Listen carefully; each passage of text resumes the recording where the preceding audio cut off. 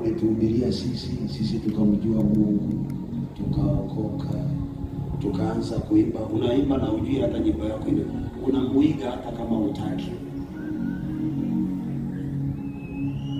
Dada Rose, uimbe mpaka hata wakati mgongo umekataa, umewekwa kwa wheelchair, uzeeni, wewe imba.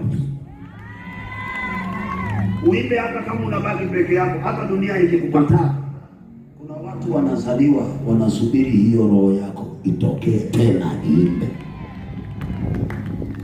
Ukishafundisha hawa vijana kuimba, wewe rudi tu ushike microphone kivyako tu. Uimbaji wako hautoki kwa fashion, haiishi na haizeeki. Kuna mtu anajua ni kweli? Rose, ukiimba wewe uimbaji wako haizeeki na haitoki kwa fashion. Watu wanaweza kuzeeka, waimbaji watakuja wataenda, lakini Rose Muhando ni Rose. Hakuwezi zaliwa mwingine atakuja tu atazaliwa ni muimbaji mwingine, lakini Mungu alimuokoa akamweka kuwa dhahabu kwa madhabahu yake. Hata mimi na hesabu ni neema wewe kukanyaga madhabahu ninayohubiria. God bless you my sister.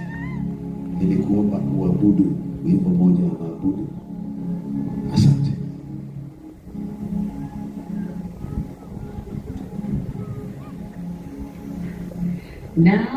Naona kama moyo umeniona, nilidhani kama ndoto, umenirudi. Umekuwa mpole, umekuwa mwenye huruma, kumbe ndivyo ulivyo. Si mwepesi wa hasira, Baba ni mwingi wa rehema, ndivyo ulivyo. Wewe unatuwazia mema kuliko tunavyodhania, ndivyo ulivyo.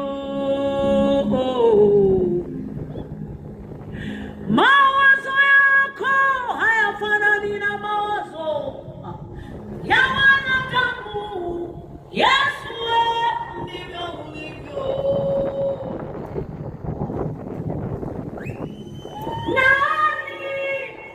Nani vizuri tukawateule?